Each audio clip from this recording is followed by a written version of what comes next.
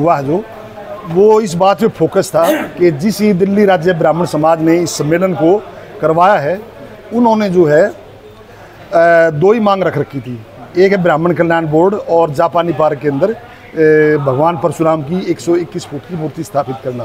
लेकिन आपने जो प्रश्न किया है वो सम्मेलन इस बातों से जो आपका जो बात रखी है जो वो ज़्यादा विस्तार से और ज़्यादा विस्तृत उद्देश्य रखती है कि भी अगर ये ब्राह्मण नहीं रहेगा तो ब्राह्मणों का इसी हिंदू सनातन धर्म का क्या होगा, ये हो जाएगा। मेरा इसके बारे में ये सोचना है कि पुरानी चीज़ जितनी भी होती है उसके अंदर कुछ न कुछ नयापन आता रहना चाहिए। कैसे? जैसे ईसाई धर्म के अंदर ओल्ड टेस्टामेंट और न्यू टेस्टामेंट, ईसाई के यानी कि ईसा मसीह के जन्म से पहले भी एक ओल्ड टेस्टामेंट थे, यानी कि हिब्रू बाइबल बोलते थे उसको। लेकिन जब ईसा मसीह का जन्म हुआ तो उसने अपने नए विचार और नए सिद्धांत समाज के सामने रखे और समाज ने उस नए विचारों और नए सिद्धांतों को अपनाया। इसलिए पुराना धर्म हिब्रू बाइबल यानी कि यहूदियों का जो धर्म था वो समाप्त हो गया। उसके बाद फिर इस्लाम आ गया। इस्लाम ने जो है यहूदियों के ऊपर भी हमला कर दिया और ईसाइयों के ऊपर भी हमला कर दिया। ऐसे ही हिंदू सनातन धर्म के अंदर भी ऐसे कई सारी चीज़ें परिवर्तन आए हैं। जैसे कि बौद्ध धर्म, बौद्ध भी हिंदुओं से निकले हैं, जैन भी हिंदुओं से ही निकले हैं, सिख धर्म भी हिंदुओं से ही निकला है, आर्य समाज भी हिंदू सनातन धर्म से भी निकला है। तो ऐसा क्यों हुआ? क्योंकि हमारे हिंदू सनातन धर्म के अंदर, ब्राह्मण धर्म के अंदर जो विकृतियाँ आ गई थी, तो एक लंबे समय के अंदर इतनी विकृतियाँ आ गई, हमने उन विकृतियों के ऊपर कभी चर्चा नहीं की, उसका विश्लेषण नहीं किया।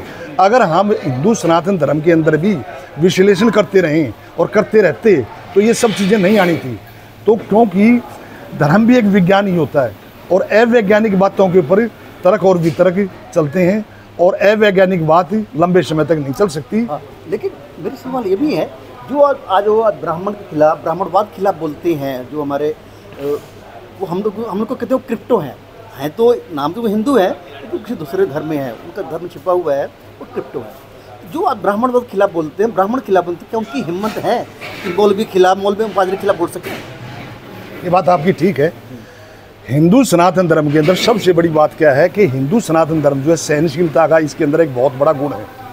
हिंदू सनातन धर्म जैसे यहाँ पर कोई भी किसी को कुछ बोल दे, यहाँ बोलने की स्वतंत्रता है। भारत के संविधान ने भी बोलने की स्वतंत्रता दी हुई है। लेकिन इस्लाम के अंदर बोलने की स्वतंत्रता आपको वहीं तक है जहाँ वो मेरी स्वतंत्रता में हस्तक्षेप नहीं करता है। आप कुछ भी बोले, आपका अधिकार है। लेकिन जिस दिन बोलने से मेरी आत्मा को, मेरी भाषा को, मेरे विचार को, मेरे धर्म संस्कृति को नुकसान हुआ, अपमान हुआ, वो आपकी स्वतंत्रता नहीं है। एक बोलने की स्वतंत्रता होती है, हेड ऑफ स्पीच होती है, एक फ्रीडम ऑफ स्पीच होती है। फ्रीडम ऑफ स्पीच कभी हेड ऑफ स्पीच नहीं हो सकती। ठीक है, बात सही है।